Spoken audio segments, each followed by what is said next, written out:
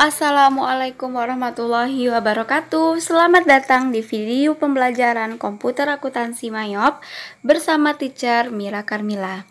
Sebelumnya kita sudah melakukan input saldo awal akun yang ada pada perusahaan dagang.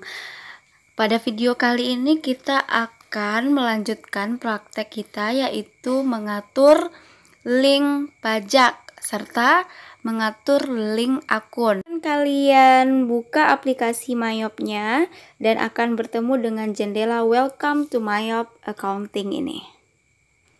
Karena ini merupakan lanjutan dari video sebelumnya atau file sebelumnya, maka kita pilih di antara 5 pilihan ini adalah Open your company file, karena perusahaannya sudah pernah kita buat. Kemudian kita pilih tempat penyimpanan PT Zikri Elektronik yang kemarin. Kemudian kita open. Oke. Kemudian no. Mulai dengan mengatur link pajak terlebih dahulu, yaitu kita pilih di baris list, yaitu di menu list, ambil teks kode. Nah, di sini terdapat beberapa pajak yang disediakan yang berhubungan dengan perusahaan kita yang ada di Indonesia adalah akun atau pajak GST. Nah, GST ini kita edit terlebih dahulu menjadi PPN atau pajak pertambahan nilai. Jadi kalian ganti GST menjadi PPN, deskripsinya adalah pajak pertambahan nilai.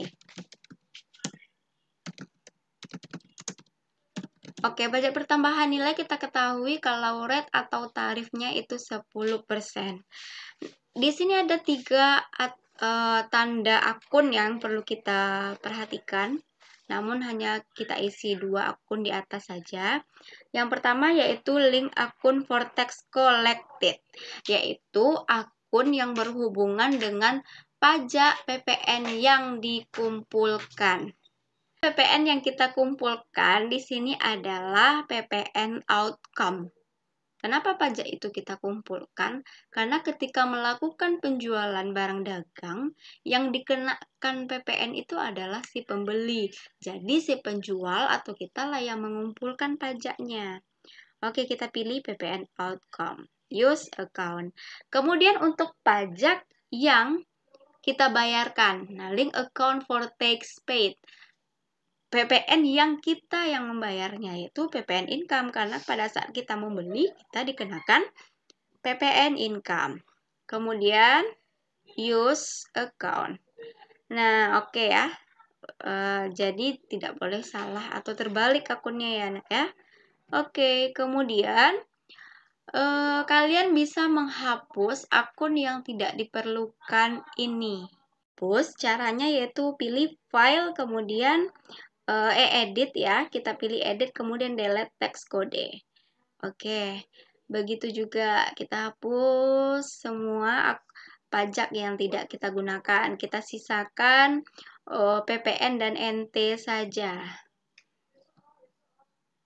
Delete. Kita lakukan sampai semuanya terhapus ya, kecuali PPN dan NT. Jangan sampai ketika menghapus ini kalian terhapus juga yang akun PPN dan NT-nya. Jangan ya.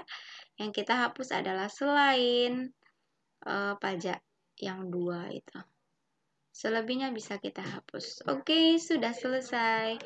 Tinggal 2 pajak, atau PPN dan NT. Kemudian kalau sudah selesai kita klik close. Kita lanjutkan ke mengatur link akun.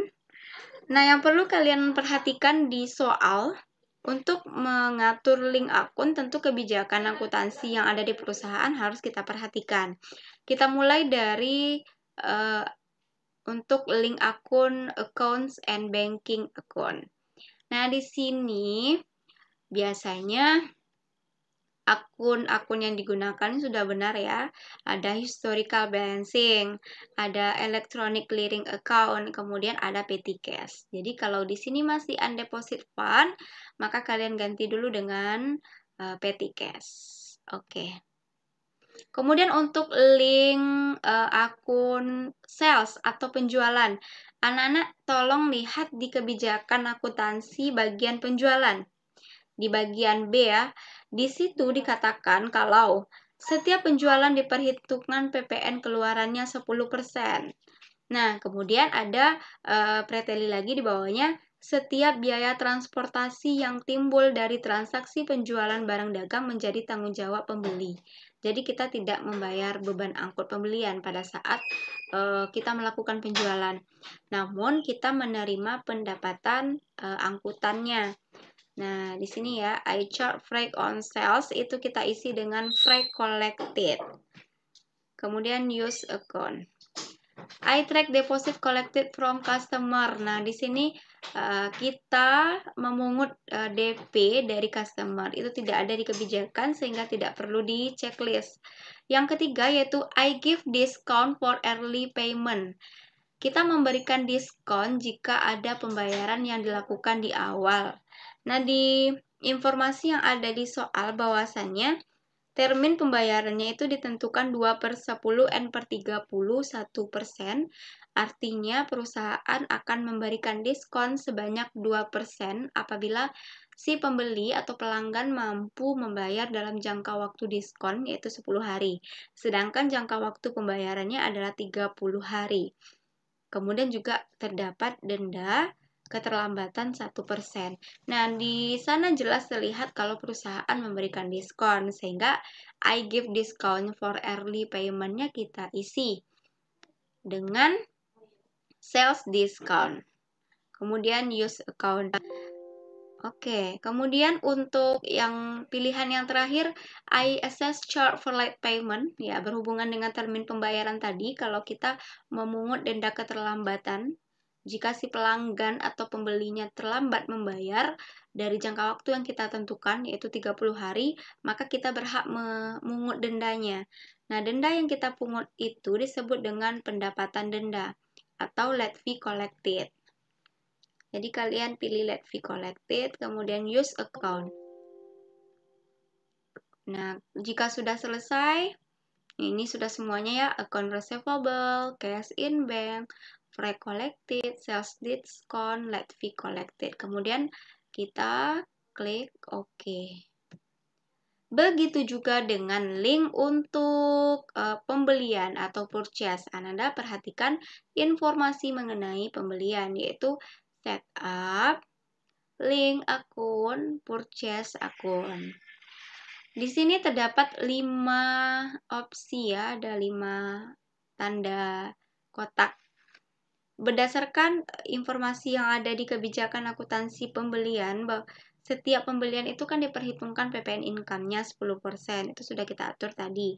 Nah, di setiap biaya transport yang timbul dari transaksi pembelian barang dagang menjadi tanggung jawab perusahaan. Jadi ketika kita melakukan pembelian, kita yang dibebankan terhadap beban angkut pembeliannya. Maka kita pilih pilihan yang kedua, kita membayar freight on purchase, artinya kita membayar beban angkut pembelian. Beban angkut pembelian itu disebut dengan freight paid, use account.